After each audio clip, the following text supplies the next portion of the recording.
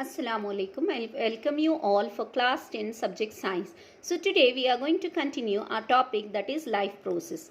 Now in life process we are going to learn about transportation in human beings. We have seen in previous section that blood transport means movement of blood from one part to other part of the body. Blood transport food, oxygen and waste material in our body. We learnt about blood being a fluid connective tissue. Blood consists of a fluid medium called plasma. Blood, what it contains? Plasma, in which the cells are suspended.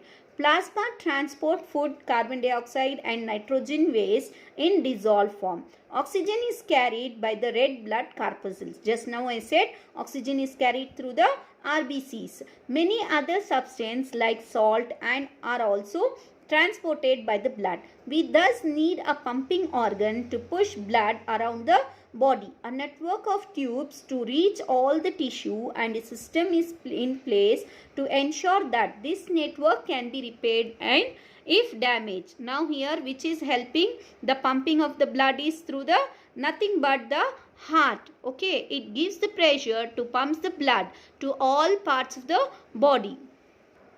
Our pump, that is the heart. The heart is a muscular organ which is as big as our fist. How much our fist will be there? The same size of heart it will be there in your body, because both oxygen and carbon dioxide have to be transported by the blood. The heart has different chambers to prevent the oxygen rich blood from mixing with the blood containing carbon dioxide. The carbon dioxide rich blood has to reach the lungs for the carbon dioxide to be removed, and the oxygenated blood from the lungs has to be brought back to the heart. This oxygen rich blood is then pumped to the rest of the body. Now here you can see there are 4 chambers in the heart. How many chambers are there? There are 4 chambers. That is right atrium, right ventricle, and then left atrium and left ventricle. So here what actually is happening here is we have 2 types of blood, that is oxygenated blood and deoxygenated blood. Oxygenated blood means the blood which is carrying oxygen, and deoxygenated means the blood which is carrying carbon dioxide is known as deoxygenated blood. Here these are the veins which are in blue color are the veins, and here these are the arteries. Okay, so this from the upper, that is upper vena cava and the lower vena cava, from the upper part of the body all the deoxygenated blood will come here, that is which don't have the oxygen, it has the carbon dioxide, that will come from here and from here. This part it will come.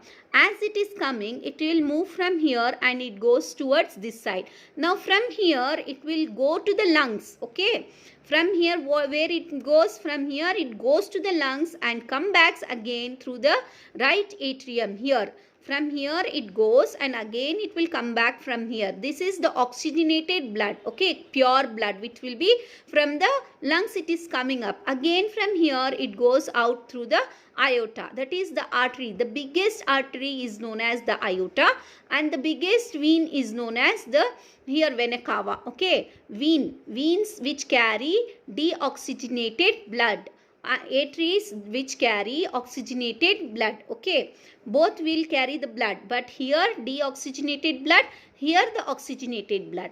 Deoxygenated means where the carbon dioxide is present, which is coming from the body to the heart, then it goes to the lungs and again come back to the heart, where after purifying it comes back to the arteries. From arteries it goes towards the aorta, the biggest artery, it is known as aorta. From here to the all parts of the body there again.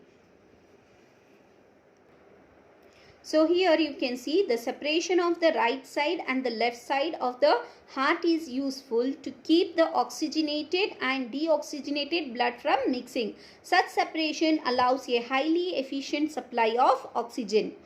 So what is happening here, both the oxygens, that is I said both the blood will be present oxygenated and deoxygenated, but it has to be keeping separately, right? It cannot be mixed. Once it is mixed, then what happens? It cannot be purified properly. Therefore this is useful in animals that they have high energy needs. such as birds and mammals, which constantly use energy to maintain their body temperature. In animals that do not use energy for this purpose, the body temperature depends on the temperature in the environment. Such animals like amphibians or many reptiles have three-chambered heart and tolerate some mixing of the oxygenated and deoxygenated bloodstream. Fishes, on the other hand, have only two chambers to their hearts, and the blood is pumped to the gills, is oxygenated there, and passes directly to the rest of the body. Thus, blood goes only once through the heart in the fish during one cycle of the passage through the body. On the other hand, it goes through the heart twice during each cycle in other vertebrates. This is known as double circulation. Here